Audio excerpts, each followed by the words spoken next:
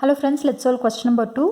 Two concentric circles are radius 5 centimeters and 3 centimeters are drawn. Find the length of the chord of the larger circle which touches the smaller circle. Based on the information given in the question, I have drawn the figure here. So concentric circles means what? One circle inside the other circle. So this is the larger circle and this is the smaller circle. So both circles having the same center, it is O. Okay.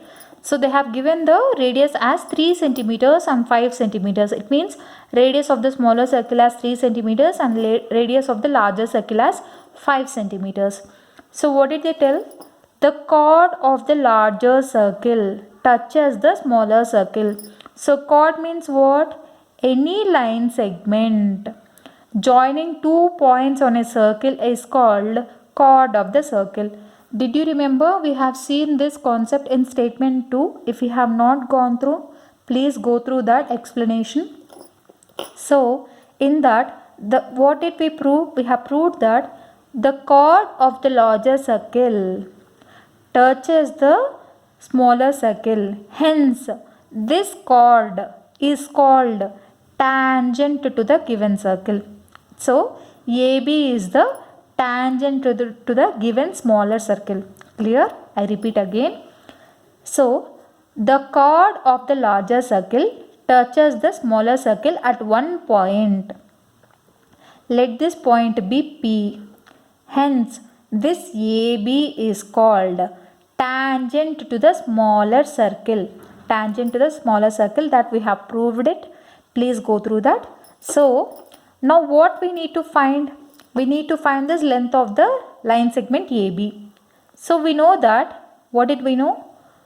Radius is perpendicular to tangent. Correct? Radius is perpendicular to tangent. It means here 90 degrees is formed. So, what is this from O to A? From O to A, it is nothing but radius of the larger circle. Because when you consider this as a whole circle, O to P is nothing but radius of smaller circle. Okay. O to A is nothing but radius of larger circle, that is 5 centimeters. This is 3 centimeters. And here, this PA. Okay. This PA we need to find. We don't know that value, so that's why I'm assuming it as X. So, here, and one more thing we proved. What is that? We have proved in statement 2. OP is the bisector of AB. It means that OP bisects AB such that AP equals to PB. It means P is the midpoint of the AB line segment, that we have proved in statement 2. Okay. So, here what will I do? From triangle AOP, since it is a right angle triangle, can I apply Pythagoras theorem? Yes, we can apply. So, what does it become? OA square equals to OP square plus PA square. What is OA? It is 5 square equals to, what is OP? It is 3 square plus PA square. PA, I am assuming it as X, right? So, 5 square, it is 25 equals to 9 plus X square. X square equals to 25 minus 9, it becomes 16. Therefore, X value is 4. Because square root of 16, it is 4. Clear? So, here X value will be 4. Okay? Since P is the bisector, because P, when you see here, OP is the perpendicular bisector for AB.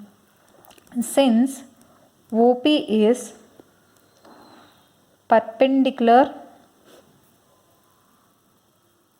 let me write this clearly, bisector, since OP is perpendicular bisector of AB, that implies AP equals to PB. So AP we have assumed it as X, right? Therefore, AP equals to PB equals to X equals to, how much we got it as? 4 centimeters.